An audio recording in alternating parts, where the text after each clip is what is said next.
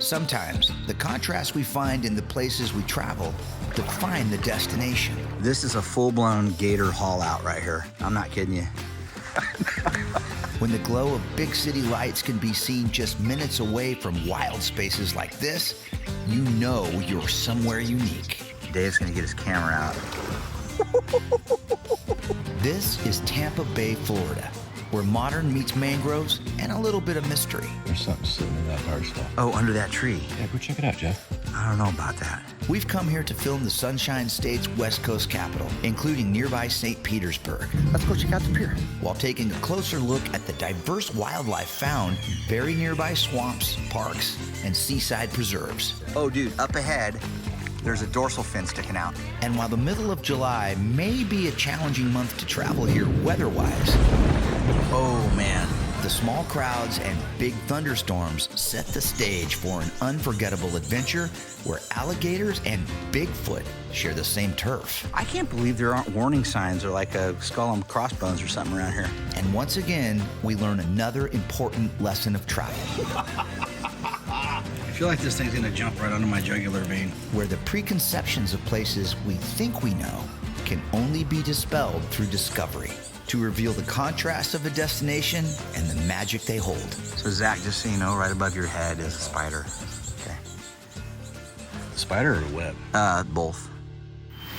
When you travel, the world becomes a smaller place. Pretty incredible stuff. When you explore with friends like mine that are outdoor cinematographers, destinations definitely come to life. Okay, that was loud. We share our love of travel with our cameras, telling the stories of Earth's most amazing places in every frame. But on every adventure, Oh, Dave. the unplanned moments are the ones we remember the most. I did bring a bag of raw chicken. Hang on, I'll be right back. Here we go, Lake Como. I'm Jeff Aiello, Go Bridge. and this is Outside Beyond the Lens. It's not always about the obvious big view behind you. Sometimes the prettiest things are right below your feet.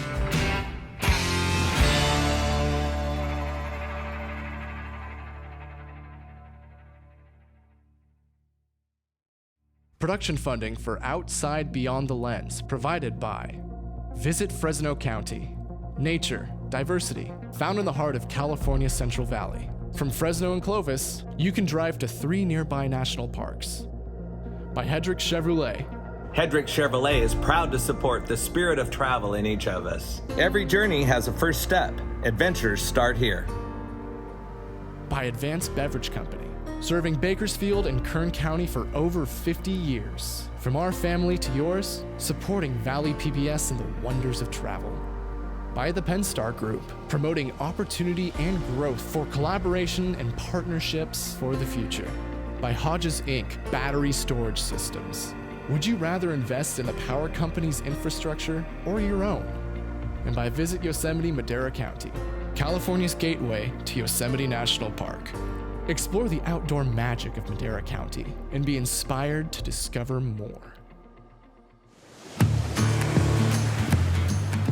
When we think about travel, for most, it's usually tied to a limited amount of vacation time, once or twice a year, so planning where to go typically starts out with a short list of destinations. Europe, Hawaii, the Caribbean, the places you see on the Instagram feeds luring you to a getaway paradise. But to mix things up, I highly recommend throwing that strategy out and simply pick a few days in a city right here in America that you've never been to expand your travel horizons and deepen your appreciation for the good old USA. Chances are you will be surprised at what you find. And for us, there's always something to point a camera at. For this trip, we picked Tampa Bay. Not the first prize on Florida's tourism bingo card, but maybe it should be. We came here not really knowing what to expect, but are eager to discover what the Sunshine State's West Coast has in store for us.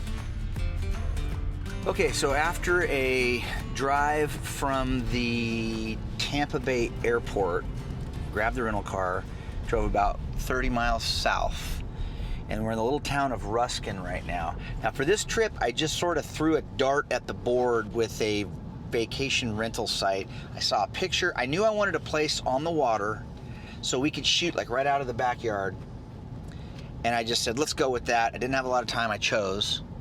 And we're in the little town of Ruskin, Florida right now. And we're pulling in to this neighborhood that looks a little interesting. It's a mix. There's like some really nice houses, and then there's some It's about to come down. there's some places that are less than nice.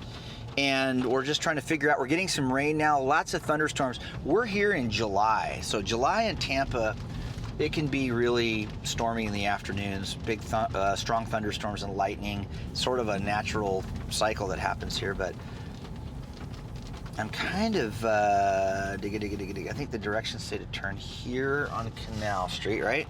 Dead end, so yeah. Okay, so we're turning on Canal Street, and then when I looked, it said at the turn of the road, we're gonna go straight at the dirt road.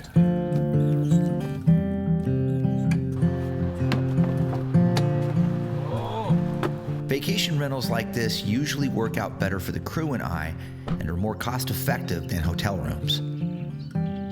In a place like Tampa Bay that has so many rental options close to wild places like this mangrove, we can actually use where we're staying as a legit place to explore. We're getting our first look around the Ruskin Bayside Lodge here that we got on a vacation rental site. And it looks pretty good. Zach and Dave are over here getting some shots, getting their gear warmed up and broken out. Still have a lot of thunder activity in the area, but this is really cool, yeah. Since it's late in the day and we're all tired from traveling, our Bayside home for the next few days is a perfect place to settle in and capture some of the afternoon thunderstorms approaching that are typical of the meteorology in Central Florida in July.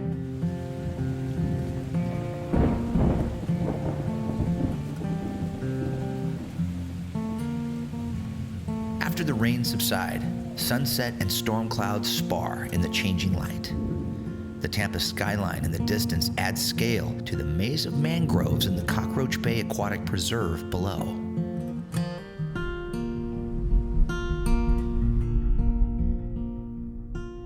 Tonight, we rest.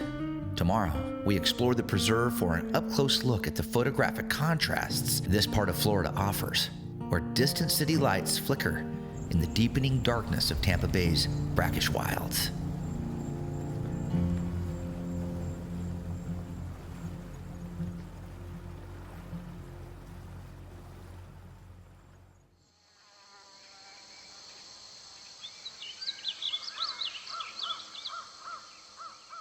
All right, so we're gonna try out the little kayak they have here. It's actually a nice kayak. Yeah, it's big. Yeah. Should be good. Two-person kayak. We'll see if there's any cottonmouths laying on the bottom of it here. All right, good. Okay, cool. Yeah. Oh, there's crabs in it though. It's a new day in Tampa Bay. The skies over West Central Florida are clear and bright, not yet subject to the atmospheric forces of extreme heat and humidity that will turn the calm into convection and another round of afternoon thunderstorms. I feel like you're lower than me in the water. There's no way you weigh more than me. No. Kayaking through a maze of mangroves in the Cockroach Bay Aquatic Preserve is a fun way to experience these unique ecosystems up close, quietly, and in a way that isn't overly intrusive to the wildlife that can be found here. Hold on, I got a crab on my leg. They seem friendly. There he is. Yeah, he's right by your hand now, Dave. The red mangrove is a tropical tree common along Florida's central and southern coasts. The bright color of the prop roots give the mangroves their name.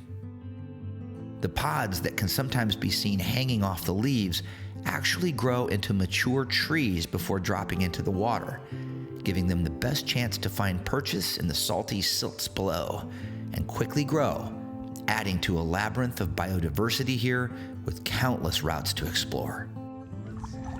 Now, yesterday when we came in here and looked around, the tide was out here. And so this was pretty shallow. There were some shovel-nosed birds in here feeding in this little cove that we're cruising in. But man, this is the simple stuff. And look at this. What are we, like maybe 100 yards from the house? Yeah. If that. Go around the one point, and you're in all this. Yeah, this is really pretty.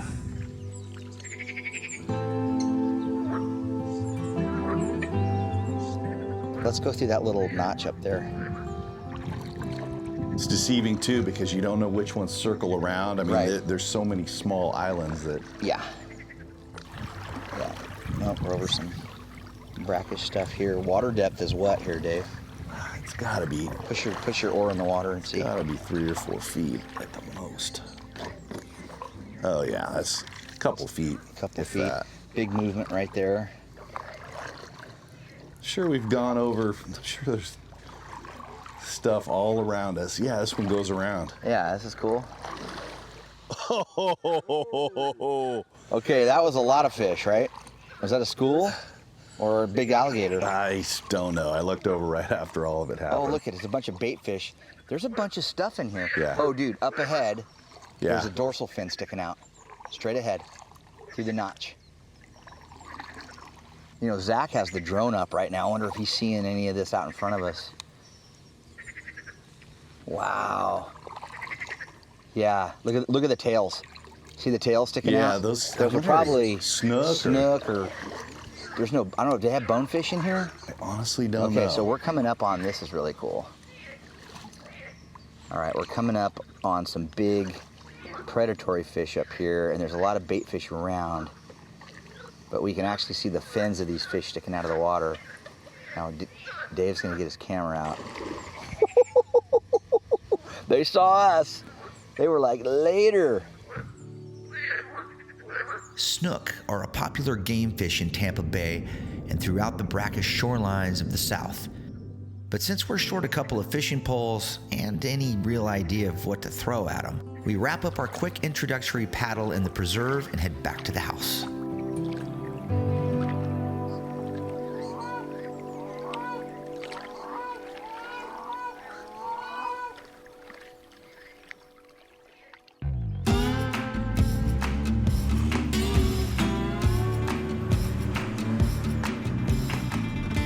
To illustrate the contrast of experiences that can be had along Florida's Gulf Coast, we're back in the car a short time later and headed north to check out Tampa's neighbor city to the west, St. Petersburg. These two cities share real estate on the north end of Tampa Bay, but St. Petersburg shines with its own distinct flair as a hub for music and the arts. One of the top places to check out when you're here, for both locals and tourists with camera gear, is the St. Pete Pier. All right, so Dave, Zack, and I have shown up at the St. Pete Pier here in St. Petersburg. Really nice community area with one of the world's longest piers, like a 3,000-foot pier. We're gonna check that out right now. The waterfront behind me, beautiful boats, the beautiful architecture of St. Pete behind me. There's open air markets here. There's this really cool net thing that looks like it's water if the wind's blowing. We're gonna check that out. But right now, let's go check out the pier. This landmark pleasure pier extends into Tampa Bay and is part of a 26-acre pier district in St. Petersburg featuring 5 restaurants, an environmental education center, playgrounds, beach access, and numerous artworks.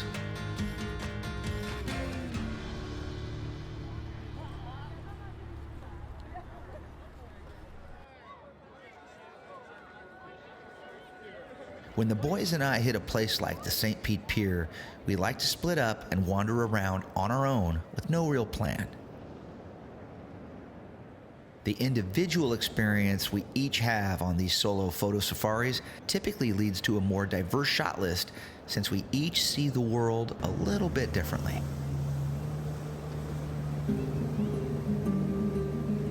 I also like to make sure we're not all shooting with the same lenses, so how we capture what we see will have a variety of images that helps the final cut and the visual storytelling we're here to bring to life. finish line on our St. Pete Pier stroll is the large building in the distance called Pier Point, a beacon guiding us in like a lighthouse in a summer squall. The shade underneath Pier Point is our first place to find relief from the brutal summer sun and wicked humidity. Hot? It's a little warm. just a little bit. What, 95 plus whatever humidity? The humidity's, I think, at 762%. We need something cold to drink right now. I'm waiting for Boomer to get up here. Something with some ice. Yeah, that'd be good. It's a pretty fun place to shoot, huh? Yeah. There's A lot going on. Yeah. A lot going on down here. Fun people, fun scenes. A cool tropical concoction at the tiki bar overlooking the downtown skyline of St. Petersburg is the perfect payoff to our Sunday stroll on the pier. Thinking that we enjoyed this and a paddle in the mangroves all before lunch hammers home the wild range of things you can see and experience in a place like Tampa Bay, Florida. And speaking of wild, there's another place on our Tampa Bay bucket list that we've been researching ahead of our trip. A place home to swamps, gators, and the legend of a mythical beast that some say can be smelled long before it allows itself to be seen. Okay, it's a new day, and we are on our little strike down to Kayaking River State Park. We're just about 10 miles east of Sarasota, Florida. We're about, what'd you say, like 45 minutes is what the GPS said? Yep, 45 minutes south of Ruskin, where base camp is for us. They're at Tampa Bay.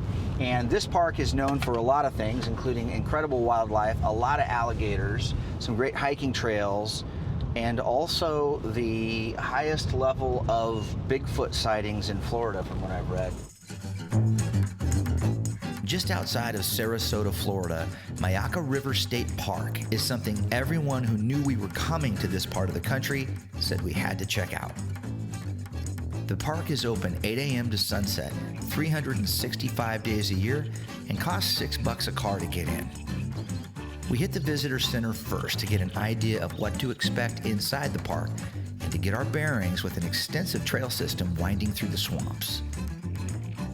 Obviously, wildlife viewing is a big draw for folks coming to the park.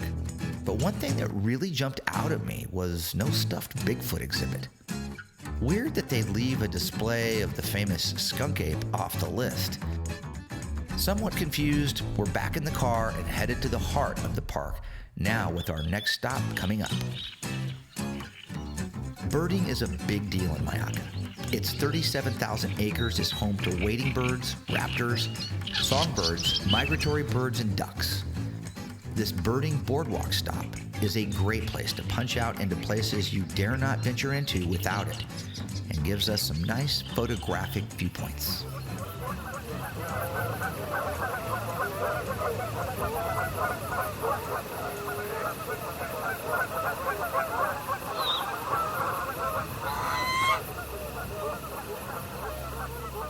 Pushing further into the swamps of Kayaking, even though it's not being openly discussed amongst ourselves, we're each quietly scanning into the depths of the forest, hoping to catch a glimpse of the Kayaking skunk ape. Sightings of the skunk ape in Sarasota County are frequent, with many who have had up-close encounters reporting the ape to smell of rotten eggs when startled. In 2013, footage of 2 skunk apes in this open field was captured by several park visitors, the beasts seemingly unaware of the attention they drew as they lumbered in the tall grasses. Could the Kayaking skunk ape be proof of a large bipedal North American ape species, long referred to as Bigfoot, actually existing in the swamplands of the Gulf Coast? For now, the search continues, as we close in on a spot the park map shows is an excellent place for spotting big gators. So you see gators right now? Wow, there's bubbles. That was a constant bubble. That looks like a water boatman, which is an aquatic insect. No, see those bubbles? I think There's something sitting in that dark spot. Oh, under that tree. Yeah, go check it out, Jeff. Go for it. I don't know about that. Well, what's interesting to me is if you look over here, there's a little viewing area It looks like something's actually come up out of the water, like it's matted down over there. Walk over. Yeah, let's check that out. Yeah. What do you see? Orb weaver? Oh shoot, there's one right in front of me. Engineering marvel. Keep doing that. Hold on a second. Put your hand back there. So Zach, just so you know, right above your head is a spider. Okay. The spider or the web? Both. So Dave is showing us the tensile strength of the orb weaver's web. Okay, so this right here, this is a full-blown gator haul out right here. I'm not kidding you. I'm not kidding you. Nope. This is where they haul out. I can't believe there aren't warning signs or like a skull and crossbones or something around here. The heat and humidity make exploring on foot here in July a little rough, but it also keeps park crowds on the small side. It also makes the alligator viewing tough since the big gators the park is known for will stay hidden in the shade or just submerged for most of the day. After a refreshing blast of AC in the rental car and chugging a lot of water, we're on to another trail to check out more of Mayaka. The Mayaka Canopy Walkway allows park visitors to get an up-close look at life in the treetops of oaks and palms. The walkway is suspended 25 feet off the ground and connects two towers with a 100-foot-long bridge. A little bouncy, not bad. Low bridge. The final climb to the main tower puts you on top of a 75-foot platform overlooking wetlands, treetops, and a mix of prairie and hammock ecosystems. How's it going, guys? Hi. Right on, here we are on the top. With the number of mountains or foothills in this part of Florida at 0, being able to pop up at all and take an expansive view like this is a great way to understand the scale and reach of Florida's wild places. The overall layout of Mayaka River State Park gets a big thumbs up from us, and even though it is soul-crushing hot and humid outside, we had a lot of fun exploring here. That has got David Boomer written all over it right there, I don't buddy. know about that, buddy. Yes, the only sighting of the skunk ape we had was in the gift shop. Dude, look at the Skunk Ape shirt. That's got to go home with you, man. And even though we haven't seen one alligator, a somewhat aggressive swamp squirrel really pushed its luck, begging for food during lunch. I feel like this thing's gonna jump right onto my jugular vein. This little guy doesn't understand that Zack will protect that barbecue sandwich like a hungry dog on its bowl. It's not their teeth that gets you, it's their little claw. See, I'm scared of their teeth. On the drive out of the park, we crossed the last bridge over the Mayaka River to see if we might change our luck on the gator spotting. And while the Skunk Ape won the trophy for hide-and-seek champion of the day, we finally captured a few alligators in the lake near the bridge. Jeff, you got one coming right at you on this shore. We're on the river right now, and just behind me down here is a big old alligator. We've estimated him to be about 12 foot long. Not 100% sure, but that's our best guess right now. And he's laying there in the shade, staying out of the sun, which is about 94 degrees right now. And he keeps opening his eyes and looking at us, but I got the 600mm lens out on him, so we got in real close. We got a good look at him, but this is what we wanted to do when we came here, was see some alligators. We don't get to see these back home very often, so this is really cool. Extreme caution and a healthy amount of common sense will keep you from winning the Darwin Awards for natural selection in a situation like this. On hot days, these bigger gators want to stay cool and close to the water.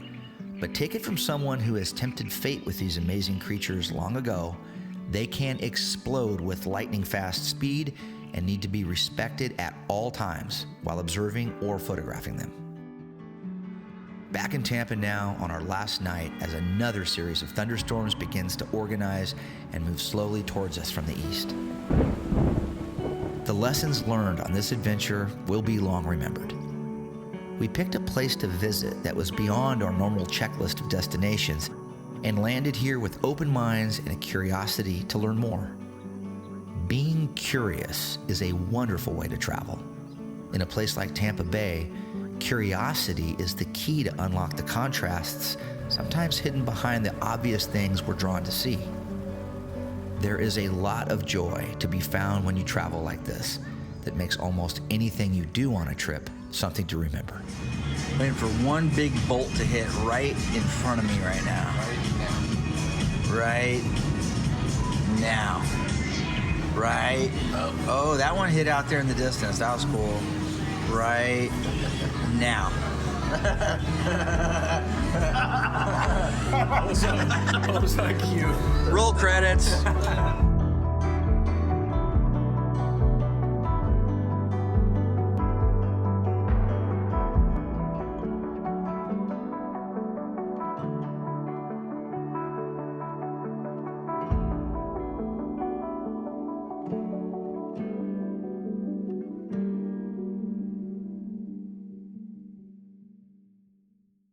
Production funding for Outside Beyond the Lens provided by Visit Fresno County. Nature, diversity, found in the heart of California's Central Valley. From Fresno and Clovis, you can drive to 3 nearby national parks. By Hedrick Chevrolet. Hedrick Chevrolet is proud to support the spirit of travel in each of us. Every journey has a first step. Adventures start here.